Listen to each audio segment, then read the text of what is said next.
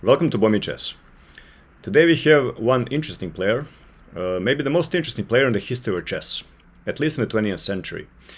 And this is magician from Riga, the famous Mikhail Tal. Mikhail Tal was a Soviet chess player. He was born in Riga, Latvia, in 1936.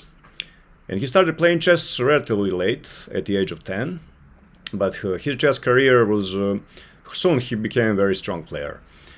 He went on to win the championship of Latvia when he was 17 years old. And when he was 20 years old, he went to strong tournament in Belgrade, actually the candidates tournament, in 1959. And he won that tournament in front of players like Vasily Smyslov, Tigran Petrosyan, Svetozar Gligoric, and famous Bobby Fischer, who was 16 years old at that time.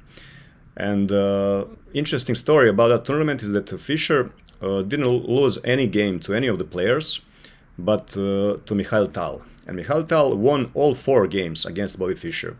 And Fischer said that he was very annoyed by Mikhail Tal because, for example, he claimed that all Soviet players at that time was playing Caro-Kann and this pawn to c6, and they were afraid of Fischer. But, for example, Tal played.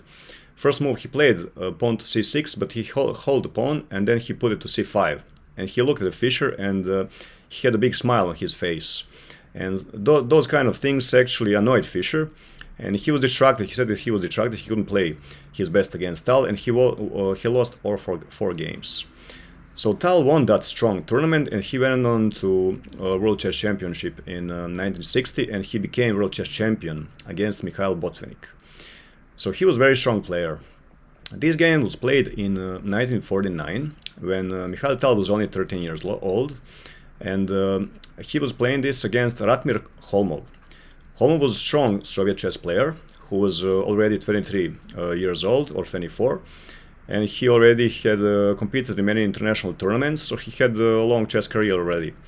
And here he was given simultaneous exhibition in Riga, and on table 7 there was this small boy who is going to give him a surprise, and this was Mikhail Tal.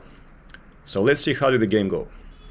Mikhail Tal was black and Ratmir Kholmov was white. So white opens with c4, we have f6, knight to c3, we have this pawn to d5 and pawn to d4. So this transposes in the Queen's Gambit declined.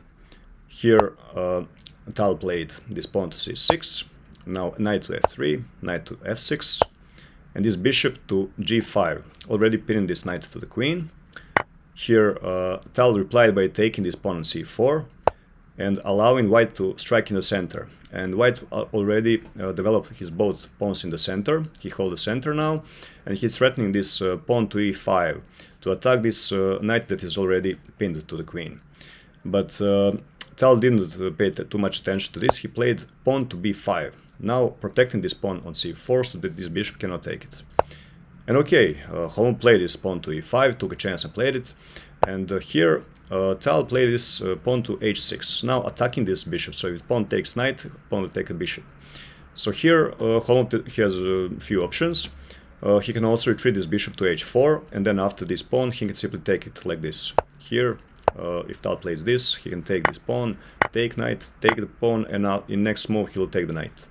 But Kholmov didn't go for this. He took the knight instead. So he took the knight, and now we have this ruined pawn structure for black. So now he took it with the pawn, and Kholmov replied by taking on f6.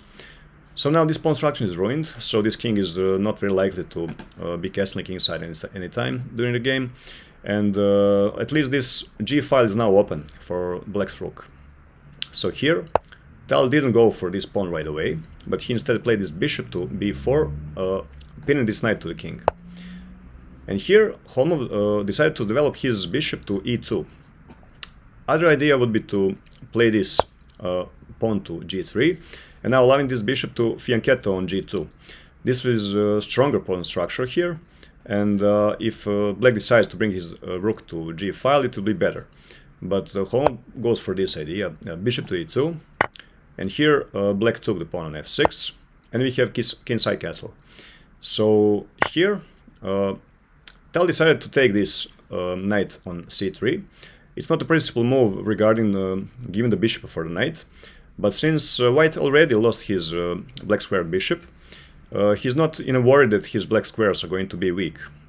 So he's going to give up this bishop for the knight, so that he prevents this knight from coming to e4, attacking the queen and maybe even attacking the knight in some of the next moves, attacking the king in some of the next moves. So okay, he decided to take this knight.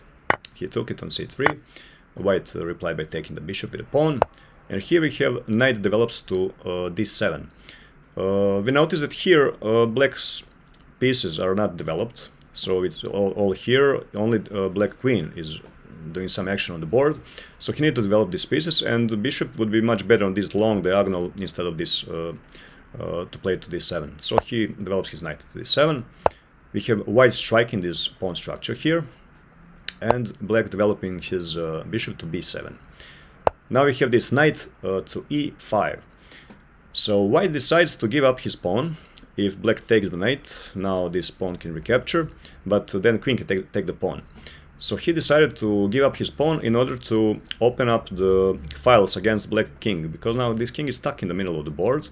It's not likely he will go for this kingside castling, and white wants to open up the center so that he can start attacking this king soon.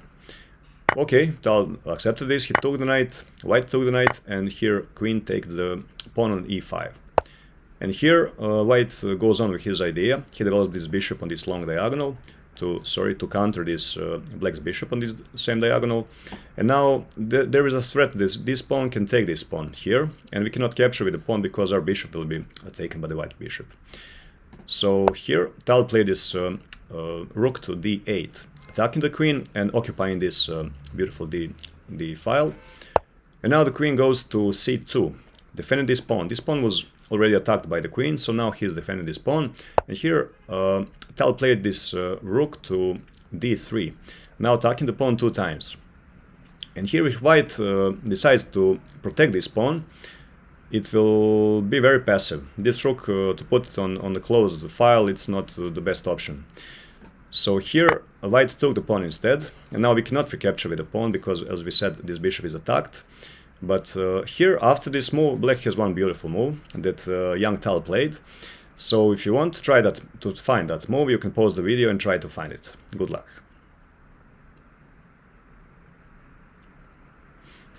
So okay, the move is not that hard to find, but it doesn't lead to win right away.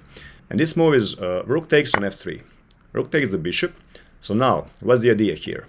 If white recaptures the rook, he's ruining his pawn structure in front of the king, and he's doubling his pawns.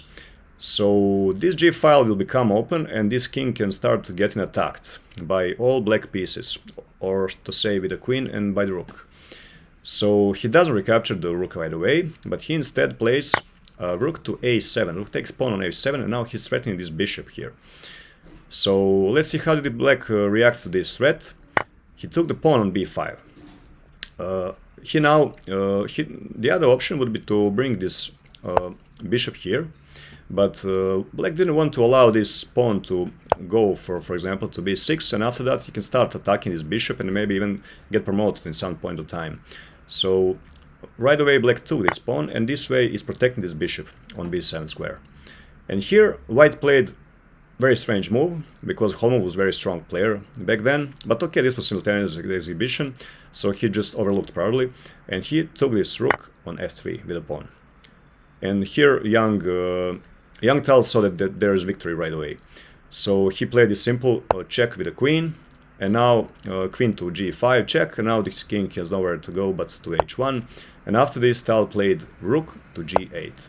Very simple move to play, and now he has this battery on this g file, and the next move is going to be checkmate. So there's no way for white to prevent this checkmate.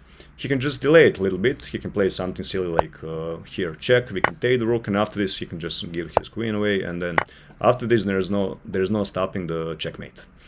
So this was the game that young Tal played against already strong Kholmov.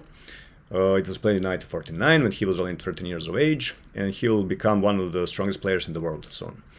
So write down your thoughts about the game, were you able to find this combination almost, and I'll see you in the next game. Bye!